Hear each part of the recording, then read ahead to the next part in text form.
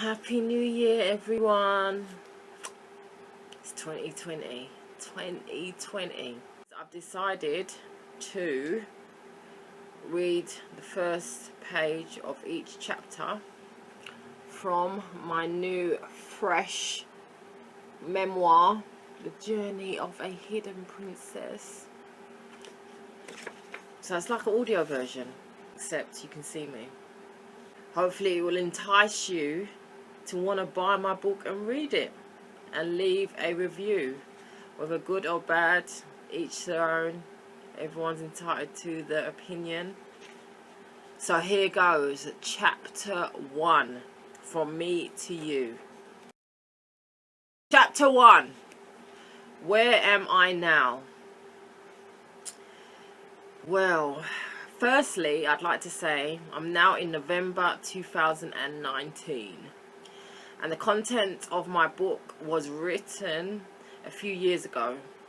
But it's been a challenging, stressful, emotional process for me in completing this book. The reason why I say this is because I've had to reflect on past experiences which I had locked away in my brain. So when thinking back over everything, there were many times, past feelings and emotion. There were many, some typos here. There were many feelings and emotions to over. The to over was not meant to be there. So there were many feelings and emotions which didn't make me feel good. What can I say, people? It's my first time writing. It's not going to be perfect. I ain't perfect, but you get the gist. It distracted my concentration and at times stopped me from wanting to continue completing this book. But writing it out was simple, as I have always expressed myself in the exact same way that I speak and think. So that was fine. But the challenging part was the editing. Time consuming.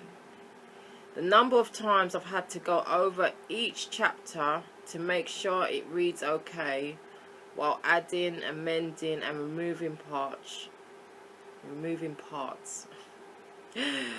which I'd overlapped on in other sections had been tiring and boring at times. I mean, there's only so much times you can go over your own stuff and it just gets tiring, challenging and boring. I'm sure there will still be a few typos missed, but hey, this book isn't about perfection, only to share some of my life journeys. But I haven't done this alone. I've had the superb help and assistance from the American editor, ghostwriter, who I found on People Per Hour back in March 2017. And her name is Sabrina Goose of Lennox Publishing and Publicity. Thank you, Sabrina. Sabrina just got me.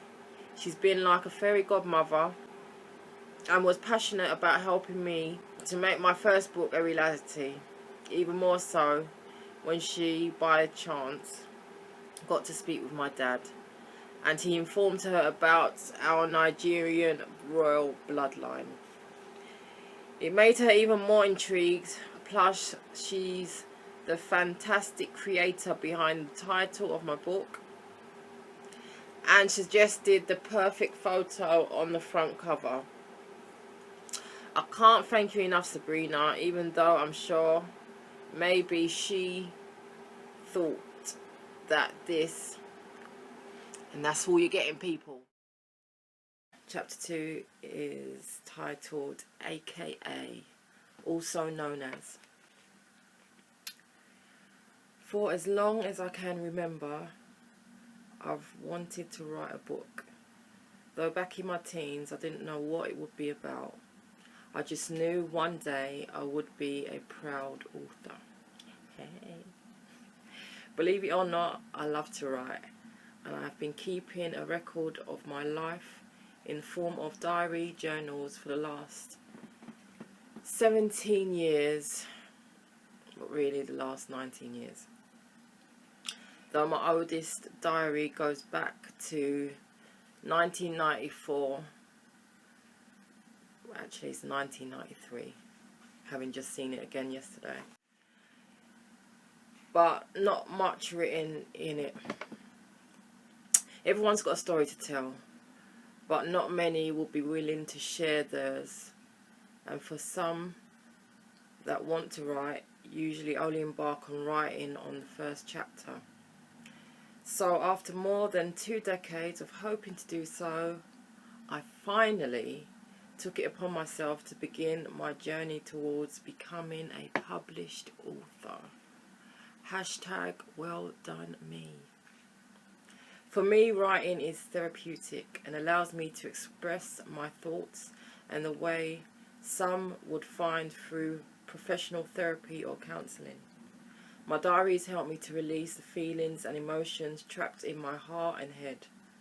Yeah, I know what you may be thinking. Why would anyone want to hear about my life? Well, I'm certainly not saying I'm better than anyone else, but I do think writing is part of my calling in life and why I'm open to sharing, like an open book, but private too, if that makes sense. I do hope that through this book you, the reader, can relate to one of my chapters or be inspired in some way by realizing that no matter what life brings your way, if you can see the vision and where you want to be, along with drive and hard work, determination, then there is nothing you cannot do. But most of all, I say, if you believe, you will succeed. Plus, keeping a positive outlook on things goes much further.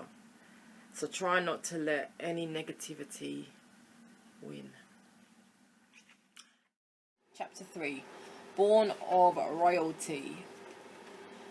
Wow, wow, wow. Who would have believed that this day would have ever arrived? Certainly not me. Both Dad and I at the airport together. Heathrow to be exact. Waiting to board our flight to the motherland of Nigeria in Africa.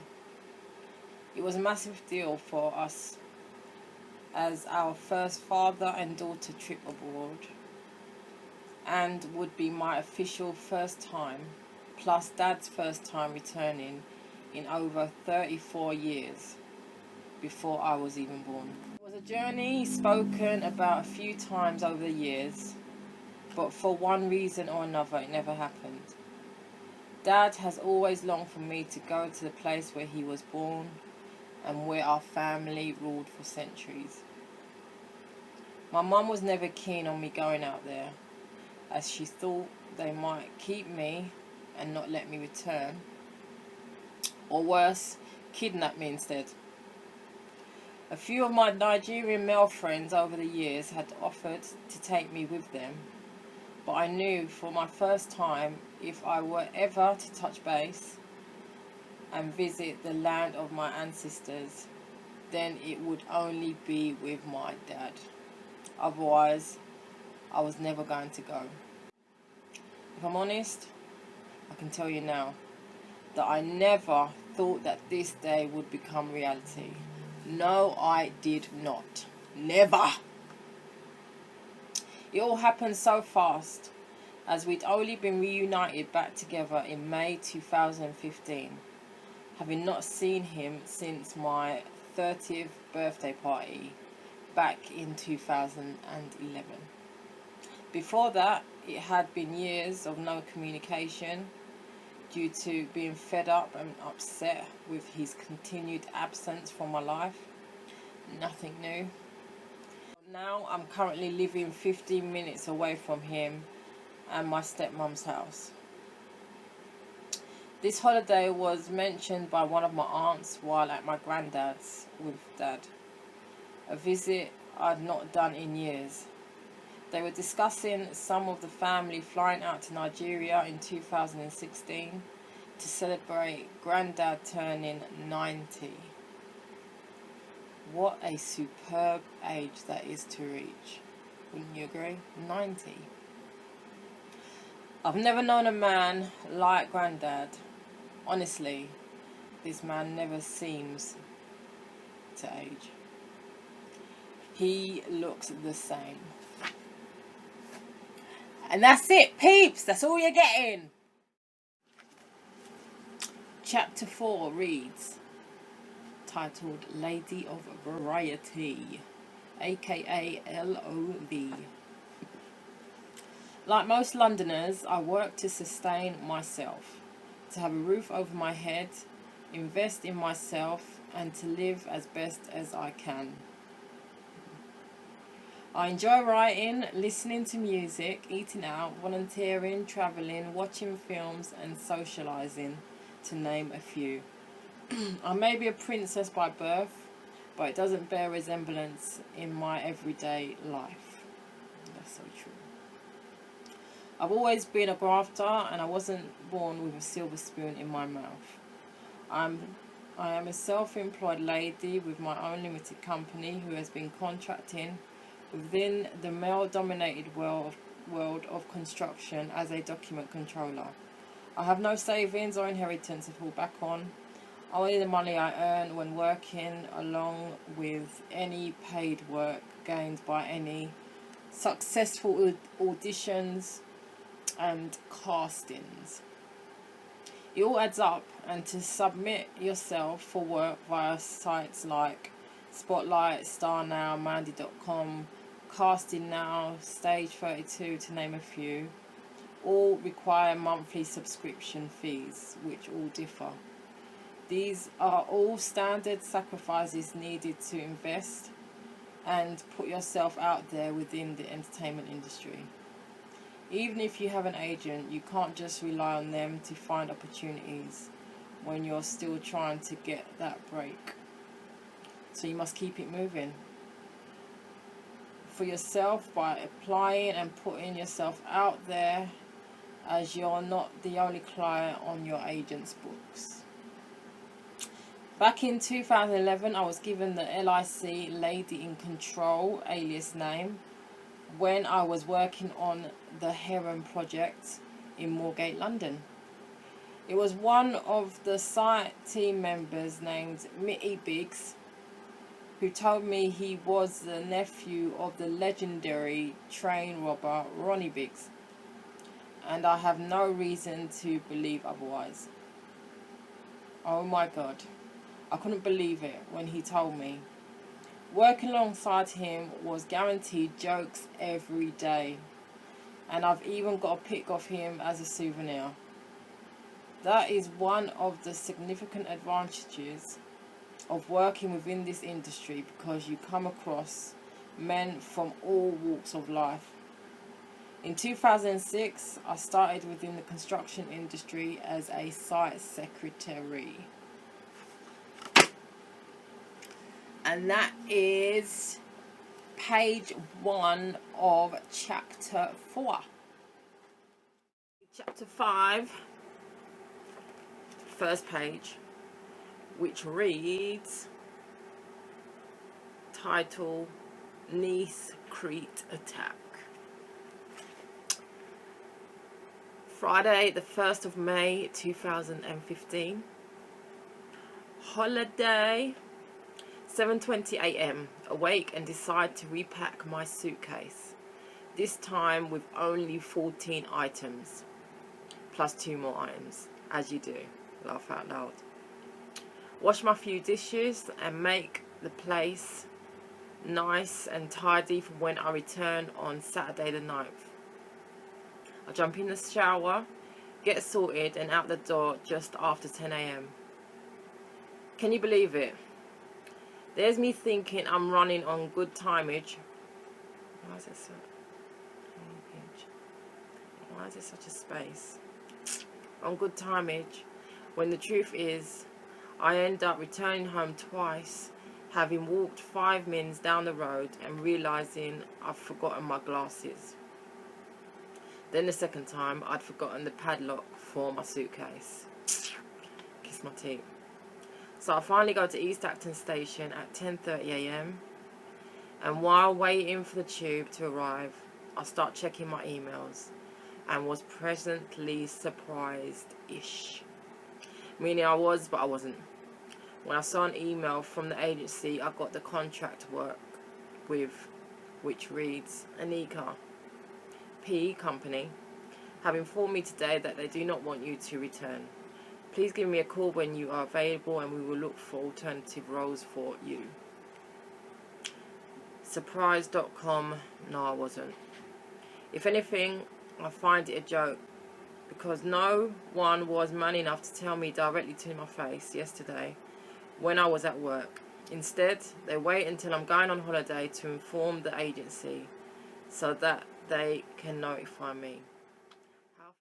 Chapter 6, hashtag throwback 12 months. It's Monday the 5th of May 2014 at 9 minutes past midnight. I've just finished ordering a belated birthday present for my niece Jada, a lovely D&G watch. Having had a reality check of myself that I had treated her in the same off-key, wicked and hurtful way that my Aunt Marie had treated me back in 2010, when just like me, Jada wasn't to blame. Why? Because it was down to my brother, her dad, to let me know I had a new niece on the way. Though he was living up in Wales and we weren't in contact much. But I was in regular contact with Jada, who was the one who informed me, and she knew how upset I was about her dad not bothering to tell me in the first place. But then I was quick to cut her off and start talking to her like shit, because I was even more disappointed and upset at her not telling me her baby sister had been born. You know, sometimes that happens. And obviously this is a great example. You unleash on those closest to you that you love. But the wickedest thing is, I checked myself, and this is why I contacted her to apologise. Anyway, I've just unblocked Jada on my Facebook account, then sent her a message saying, just wanted to say I'm very sorry for being cold, wicked and taking my hurt out on you regarding your dad. I don't expect you to accept my apology, but if I upset you or hurt you, I am very sorry. I can say I'm sorry as I know how I went on was wrong, and realising I treated you the same way as Auntie Marie treated me when I didn't tell her about her husband's affair, which was much worse. But the simple fact is, you weren't to blame. Sometimes when you're feeling hurt, it can blind your vision and you can say and do things which are not right. And this is one of those times. You're my first niece and I love you lots. Always have and always will. Even though it was not evident over the last few months. You have a beautiful sister to be proud of. And I'm very proud and happy to. Hey, how are you doing today? Chapter 7 of my memoir, Journey of a Hidden Princess.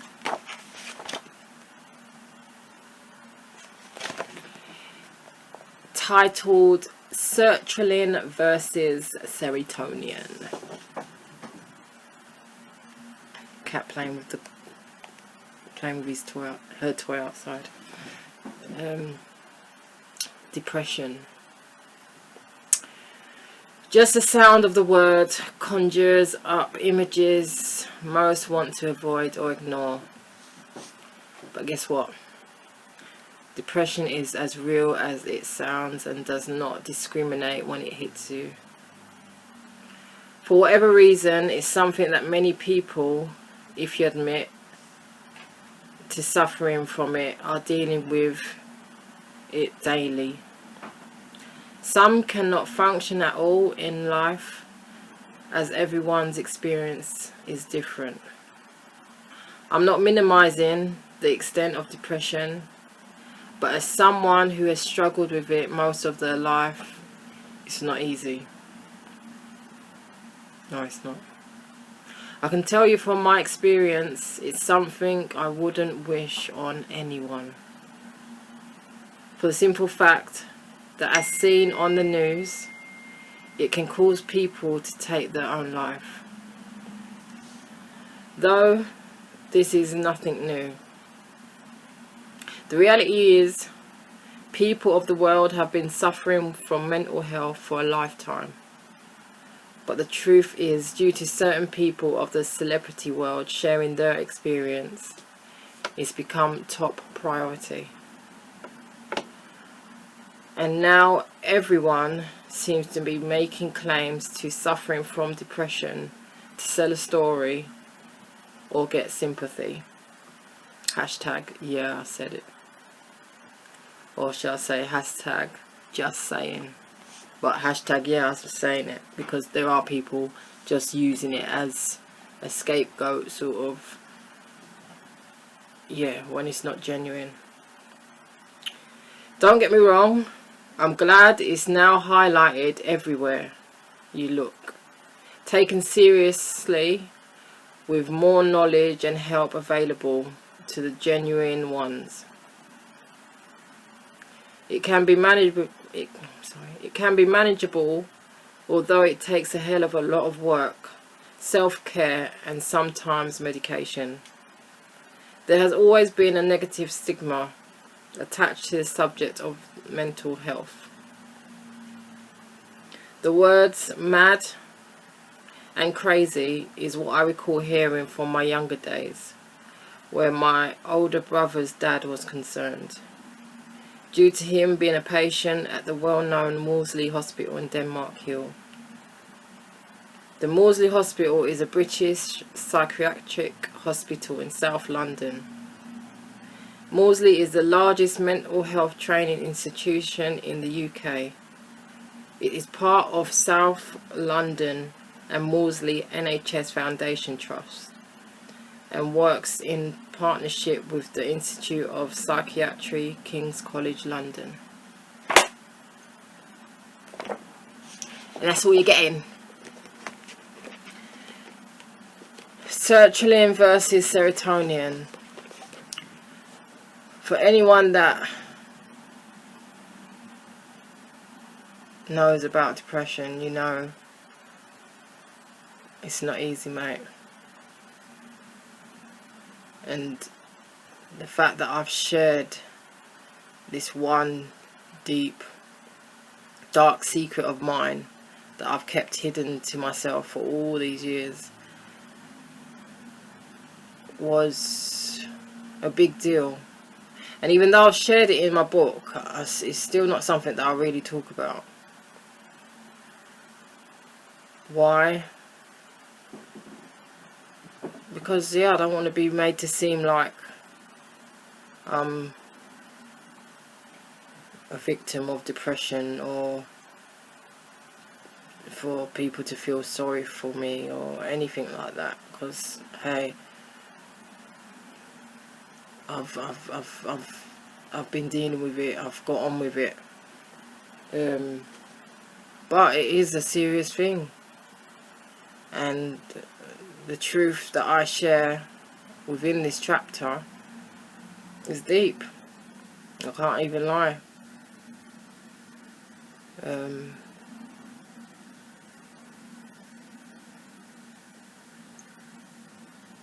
Yeah.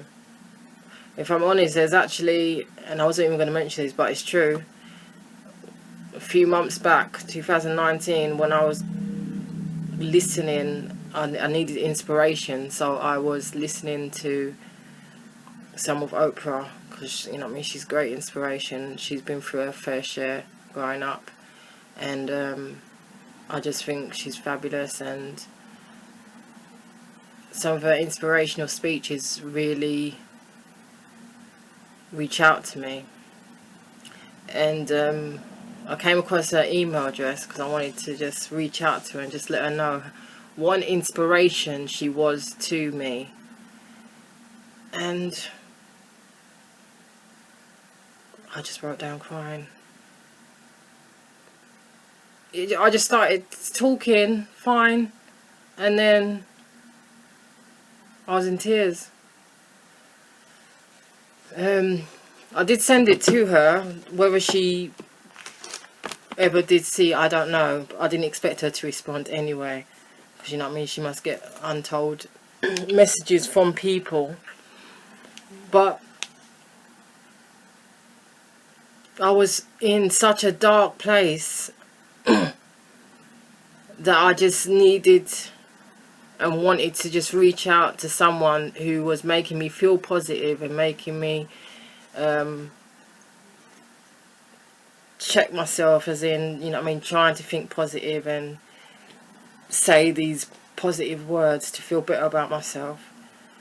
But yeah, I still just broke down.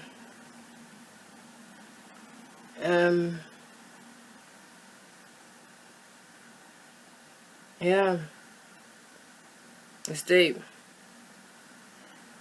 And I wasn't going to share it, but I am, because again, I'm just keeping it real. It's part of my truth. And just to show that when you're going through your dark times,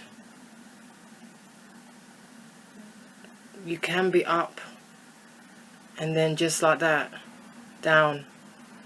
Or you can be talking about something and it just triggers you to just break down. And like I said, I was not expecting to break down when I sent that message to Oprah. I was just sending her a message just to say, you know what I mean, thank you for being an inspiration and all that. And it just went completely left, mate. So I just want to say to any sufferers, keep your head up, be strong. If you've got a great family or friend support network, try and let them know how you're feeling. Don't suffer in silence if you don't have to. And just know you're not alone. And it is a deep thing, and like I said, only those who know it and suffer from it will be able to relate. So on that note, here is the brief clip of what I sent to Oprah. Hi Oprah, I don't know if this message will actually get to you, but I'm hoping that it will. Being as you're someone that I've always seen as such a fabulous, inspiring, positive, inspirational woman. And I've just been listening to one of your greatest speeches ever. But as someone who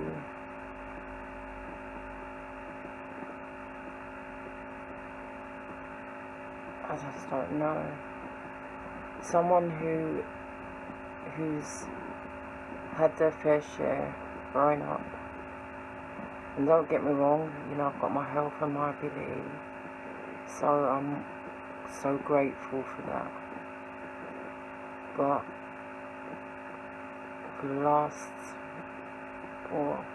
8 years or so,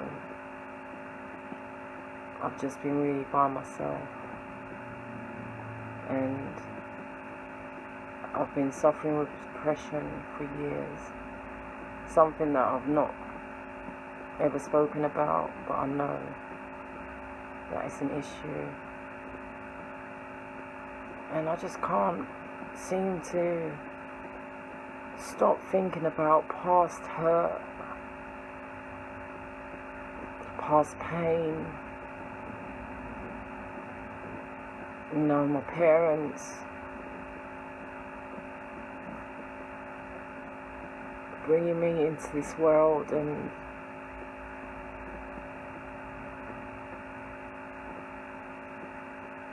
just not being blessed with the parents that are supportive and there for you, and just feeling like a spare part, feeling unworthy, unwanted, misunderstood,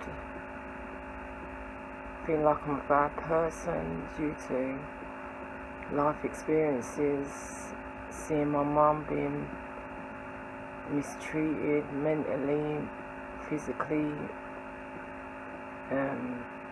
all things that have impacted me as an adult. I'm 38. I don't know whether I'm coming or going. I've got no kids, no partner. I seem to push everyone away. And I'm just disliking myself more and more, to the point where I don't even want to be here anymore. And I don't know why I'm sharing it with you, but I'm hoping that maybe you can send an inspirational messages, because I don't think I am that much of a bad person. I know I'm very outspoken and direct.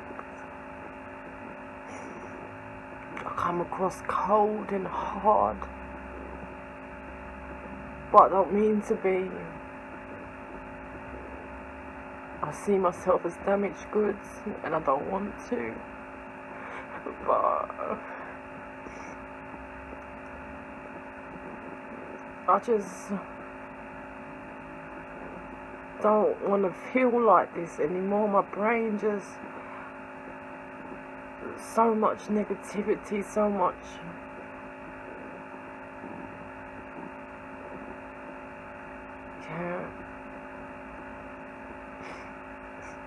and for years, you know what I mean, I've been trying to put in the law of attraction.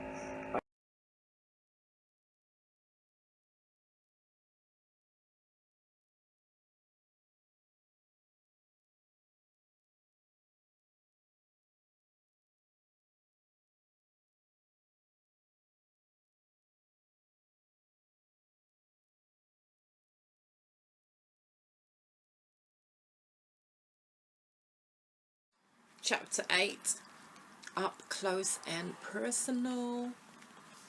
I think most females who are attracted to men hope that one day they will find their Mr. Right, or like the fairy tales, which has a Prince Charming looking for his princess, like myself. Laugh out loud.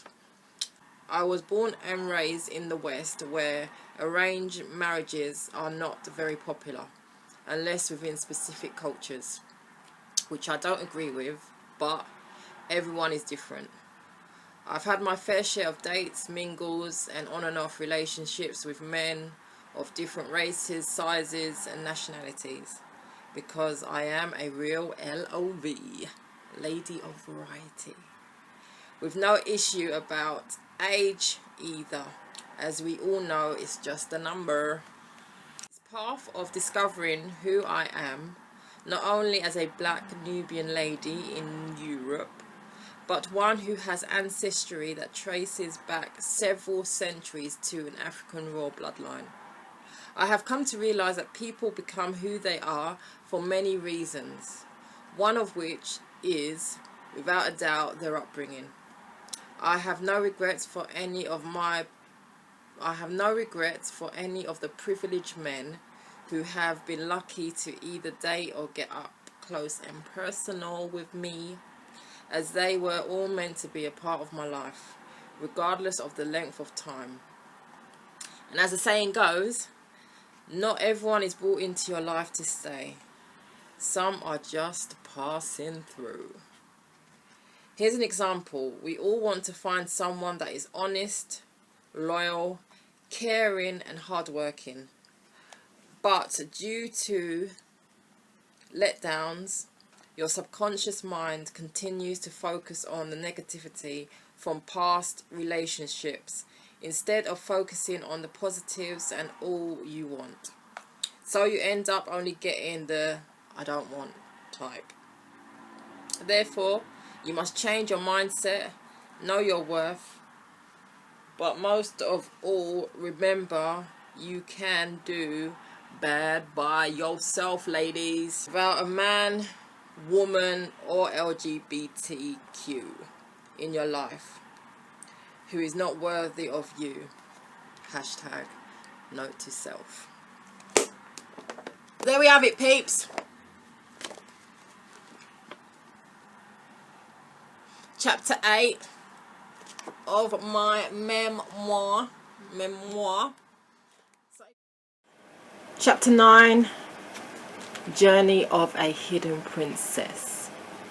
Man over child. My mum was born in December 1956 and is of mixed race ethnicity. Her father was Jamaican and her mother was half white and Jamaican. A mother of 4 with 3 grandchildren in her early 60s who could pass for being in her 40s. I've always been proud of whenever people complimented her youthful looks and personality. She's always been a fun, down-to-earth and beautiful person. Regardless of my upbringing, this fact will never change. She is the second eldest. Her sister, my Aunt Beverly, was the firstborn, who was raised and still lives in Jamaica. Then her 3 younger siblings, 2 sisters and a brother, were all born and raised here in the UK with her. I think my Aunt Beverly was left in Jamaica at the tender age of 3 to 6 months, due to my nan's dad being furious about her falling pregnant again and shipped her off to the UK without her child. Unfortunately, my nan's official firstborn, which was a boy, died.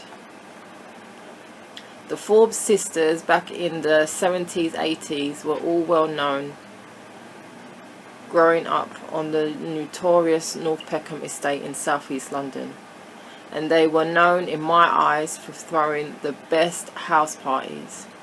They were loved and admired by many, had a close sisterhood relationship, and were all beautiful females. Many men adored them, and I'm sure they had their fair share of haters too. For me, the earlier 80s up to the age of 4 to 5 were and still are my best memories of my mum, dad and aunts. Perhaps it was because I was so young, innocent and loved looking back on photos from back then, reliving those memories through my pure child eyes. I was 19 when my mum decided to move again, from being a free single mum who was independent and just had her 4th child. My baby brother was a new addition to the family, conceived in 1999 when her ex-boyfriend, his dad, took us on holiday to Tobago. Her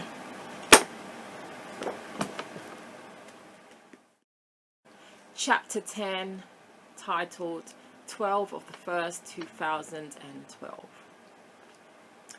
Today is a day that will forever be more significant than any other. Not just because it was my 31st birthday. Never in a million years did I expect that from this birthday onwards, it would be the day a family member died too.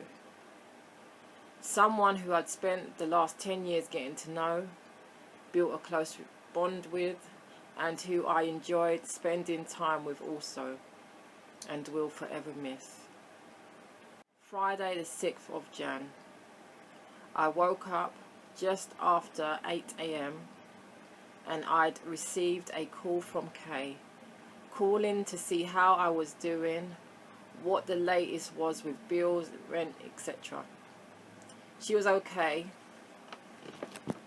but missing the outside world and just being free. I let her know that I had two sisters, Dora and Donatella, moving into her room, as her room was sitting there empty and she had bills that needed clearing, including rent arrears. So I wanted to try and clear as much as possible in the hope that the council wouldn't take back her flat while she was visiting HM prison. Anyway, by 10 AM the sisters had moved in with a few bits and I headed out to make my way down to Forest Hill in southeast London to visit Nan in the nursing home. I arrived, signed in and then checked to see who had been to see her. She'd not had any visitors in a few days. When I got to her room, she was in bed looking into thin air. It annoys me that she is just left in silence, though there's a TV I put in her room. The staff seem to forget to turn it on, and I don't like it. Anyway, as always, she was happy to see me. I gave her the ginger beer that I'd brought, her fave, and then asked how she was doing. After I left Nan's, I headed back to West London to meet up with Christian, as he asked me to attend a funeral reception with him, which I did. Everyone was looking and wondering who I was, apart from those who'd already been introduced to me by Christian over the last few months. I got introduced to more people, which was nice, and the reception for the... and that's it. Chapter 11, Different Father, Same Mother. Catford is in southeast London, and I moved there in 1993. It had become the second longest place that I'd lived in, having already moved homes 4 times within the 11 years of living in that area. I ended up leaving Catford for the first time in 2004 due to toxic family dramas, mum and stepdad. Then on Saturday the 1st of May 2010 marked 1 year since I returned to the ends. But this time I had moved directly on the main busy high street, living on top of the well-known Motown Soul Bar. And a neighbour who I knew was living next door, my older brother Delroy. He is 4 years older than me. He was born on Saturday the 16th April 1977. We have the same mum but different dads, though he always referred to mine as his own, which I hated, because as far as I was concerned, my dad wasn't his. My dad also referred to Del as his son, which in all honesty was rightly so, because my brother was present in my parents' life before I came along, but when I was younger I didn't see it like that, and didn't like hearing my brother refer to my dad as his dad too. Do I know much about Del's father? Not really. Only what I heard come from my nan, mum, Aunt Marie and Uncle Tony's mouth on a regular, which was sorry. He is a madman who went off his head and is in and out of Maudsley Hospital. The words, "you're mad like your dad," is something that was said to my brother, which brings me to an upsetting memory that he recalls from his childhood. He mentioned it to me a few times, and I'd say it's a form of mental abuse because it's something that has stayed with him all his life and on his mental state. Final chapter of The Journey of a Hidden Princess. First page of chapter 12. Titled hashtag SWSWIB. Friday the 29th of April 2011. The day I moved to West London. Since then, whenever people ask me, why did you leave South? My motto has always been, because South was stressed, West is blessed.